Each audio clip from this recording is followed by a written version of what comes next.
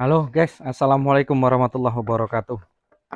Salam ternak, salam satu hobi semuanya. Assalamualaikum warahmatullahi wabarakatuh. Tentunya dua kali salam itu yang terbaik guys. Nah, jadi di dalam menyikapi permasalahan-permasalahan, salam ternak dulu, salam seketer dari Jambi untuk semua rekan-rekan yang ada di seluruh Nusantara. Dari sini memang kita beranggapan bahwa ternak puyuh ini akan bisa menyelesaikan ekonomi kita, akan bisa eh, membantu memicu ekonomi kita. Itu memang harapan kita. Ya namanya usaha untuk bisa membantu ekonomi yang ada di keluarga kita masing-masing tentunya. Nah, berangkat dari situ,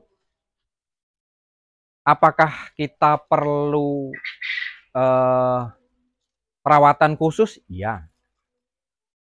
Apakah kita perlu untuk meningkatkan, untuk berpikir maju? Iya, pasti itu. Kita berpikir untuk maju. Itu pasti. Terus kita berpikir untuk kedepannya seperti apa? Itu pasti kalau di dalam ternak. Dalam ternak ini perlunya apa ya? Keserasian. Perlu serasi, perlu kita mencoba, perlu kita banyak sih kawan-kawan itu yang komentar itu mau mencoba Pak tapi ragu nanti jualnya kemana. Itu sih pasti ya. Itu pasti dalam ternak itu pasti ada keraguan-raguan dan ada beberapa permasalahan yang ya semuanya tidak berjalan mulus. Terkadang ya banyak hambatan. Apa ya? Dalam dunia ini kan kita kan memang setiap hari itu kan jalan itu kan di atas masalah terus gitu. Tapi kan tetap ada solusinya. Meskipun itu entah gimana caranya, itu tetap ada solusinya. Gitu. Jadi kalau ternak puyuh ini, apakah orangnya harus itu terus, Pak? Kita terus, Pak? Ya kalau bisa, iya. Karena puyuh itu gimana ya? Dia mengenal kita, kita pun mengenal dia. Biasanya kalau diurus, pernah saya tinggal 3 hari, saya percayakan dengan orang, saya gaji orang, tapi ya tetap beda hasilnya gitu loh. Tetap beda karena puyuh itu gimana ya? Kalau orang Jawa bilang itu titen, Pak. Dia titen. Dia artinya dia tahu. Oh ini yang setiap hari memberikan makan. Oh ini yang setiap hari merawat saya. Itu tahu. Terkadang kalau kita masuk ke kandang orang itu, mereka terkejut puyuh itu. Gedobrak, gedobrak, gedobrak. Karena jarang melihat orang. Karena jarang juga melihat biasanya bau keringatnya nggak kayak gini. Kok ini kok yang masuk kok gini gitu. Jadi kalau untuk puyuh itu memang kalau kata orang Jawa itu titen. Jadi artinya dia masuk itu tahu gitu loh. Siapa puyuh lebih apa ya? Karakter puyuh itu lebih mengenal sosok tuannya daripada mengenal yang lain. Kalau puyuh itu memang cenderung insting dia itu ke tuannya gitu loh, bukan ke orang lain. Kalau kita masuk misalkan kondisi dia lapar, nah itu langsung ngejar kepakan, nunggui kepakan semuanya. Ya kalau puyuh itu sebenarnya kalaupun dia lepas, ya ini kan binatang yang nggak bisa apa ya, nggak bisa balik lagi gitu loh.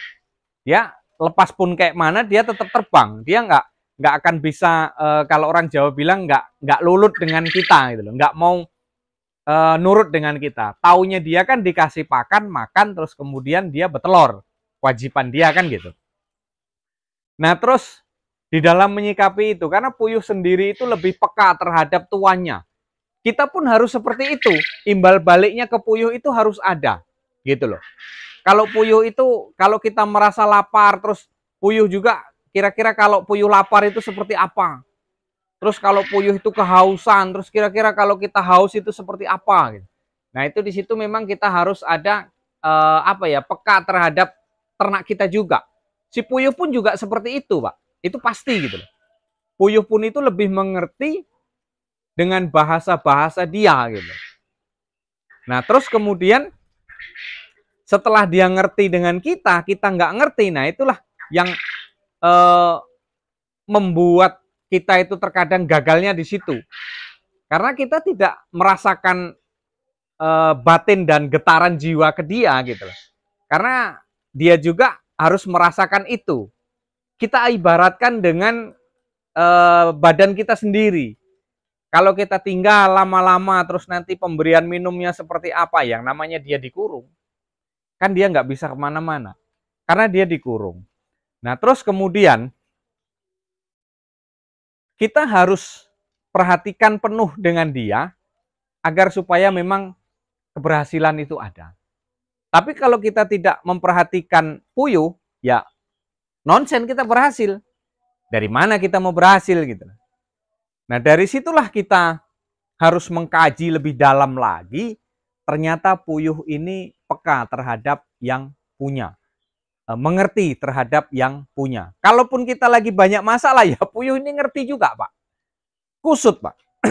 Kalau kita lagi banyak masalah, kita lagi banyak urusan, kita lagi kusut pikiran, lagi stres, nggak usah pelihara burung, nggak usah pelihara puyuh, ikut stres di awal. Ya sering saya sampaikan seperti itu, karena puyuh itu lebih peka terhadap tuannya, lebih mengerti terhadap tuannya. Jadi kalau kita ada masalah, mereka pun ikut terganjal dengan adanya permasalahan. Dia ikut stres juga. Banyak Pak kejadian kayak gitu. Bukan saya saja sih dalam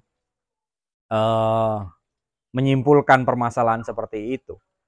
Makanya kalau kita ternak puyuh itu ya harus gimana ya? Perhatian kita ya harus kita curahkan ke puyuh gitu. Apalagi soal kebersihan, terus kemudian soal pakan, nutrisi, kemudian ya banyak sekali sih itu. Intinya perlu perawatan detail, perlu kewaspadaan untuk ternak kita. Kalau kita tidak waspada, kita tidak ada pemberian di situ, ya otomatis dia juga akan ngambek lah kalau bahasa kerennya mungkin seperti itu. Nah, jadi rekan-rekanku semuanya, kalaupun kita mau ternak puyuh ya kita harus bisa membawa diri kita untuk bisa nyatu ke dalam ternak kita. Kalau kita cuek ya puyuh kita tidak akan mendapatkan penghasilan. Kalau kita tidak mengerti ya mereka tidak akan ganti mengerti dengan kita. Artinya hukum karma pun ke ternak dengan ke kita itu pasti ada. Gitu. Jadi penanganan dalam ternak itu memang perlu jiwa yang stabil, perlu jiwa yang tenang, perlu jiwa yang bersih, perlu pemikiran yang jernih, itu akan jalan gitu loh. Intinya kita balik-balik lagi ke pemikiran kita, ke pola pikir kita.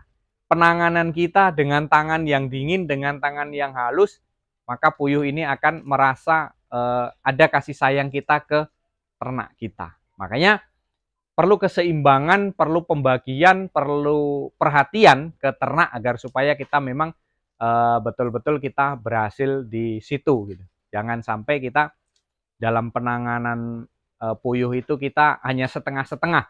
Kalau kita penanganan ternak puyuh itu setengah-setengah ya maka timbulnya juga kita akan hasilnya juga akan setengah-setengah.